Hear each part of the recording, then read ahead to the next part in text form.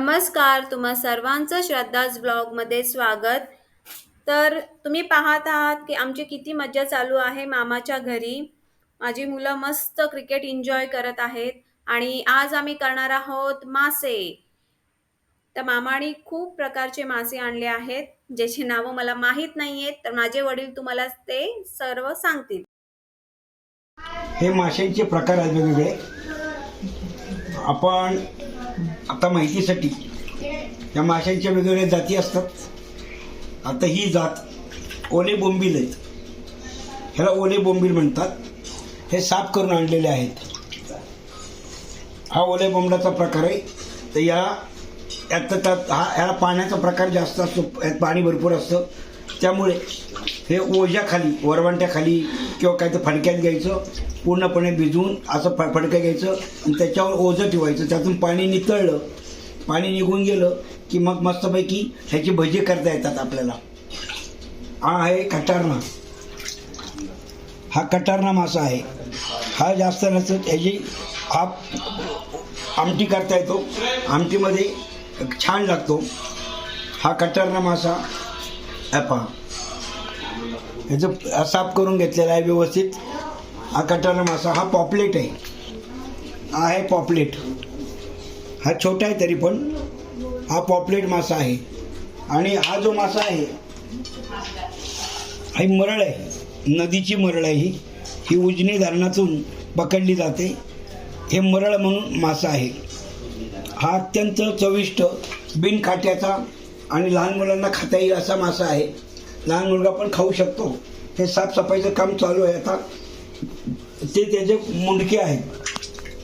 हे मुंडके साफ करून घेतल्यानंतर त्याचे आपण रस्सा करता, हे फ्राय करता येतं आणि तो रस्सा करता येतो. मुंडक्याचा रस्सा एक नंबर असा असतो. हा छान लागतो. ऐका आता थांबा, ते तसंच ठेवा. हे घेऊन फक्त असं अल्लाच सोडा.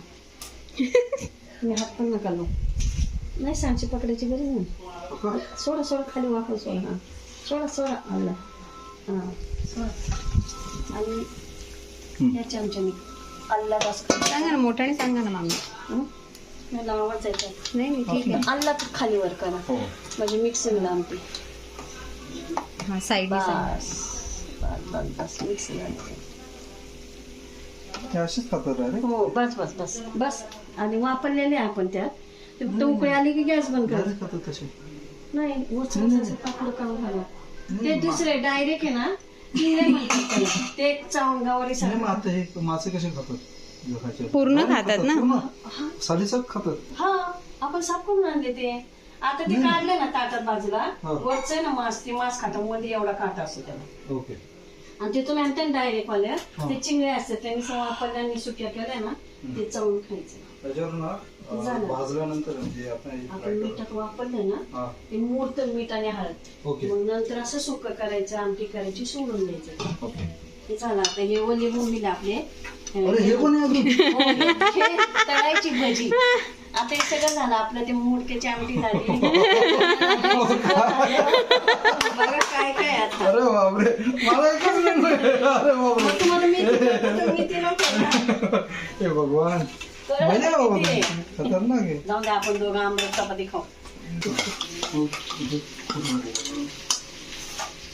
मला शिकायचं आहे मामी खरंच ही गोष्ट. कोणासाठी? माझ्यासाठी. हा, तुझ्या पोरांसाठी. ऍक्च्युली तुझ्या पोरांसाठी.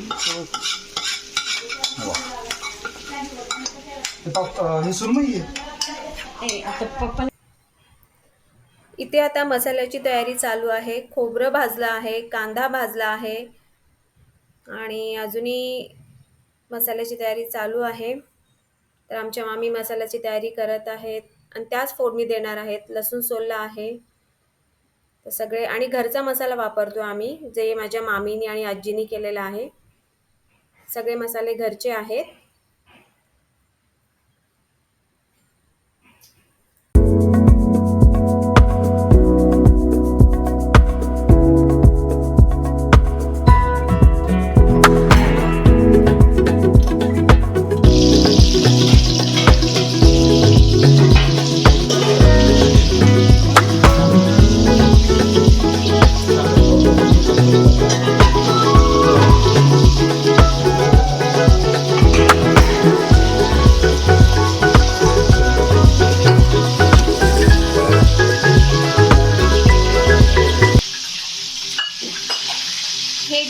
करत आहे.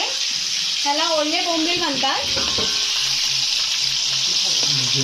हां, हे ओले बोंबील आहेत. हे असे ओले बोंबील पिठामध्ये डीप करून फ्राय करतात, म्हणजे भज्यांसारखं होतं.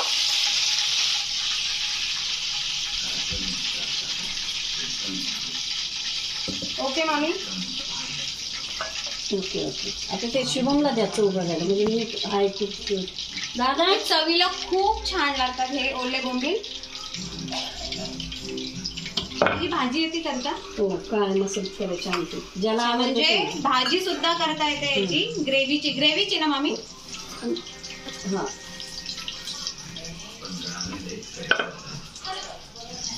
आज खूप प्रकार केले आहेत माशांचे.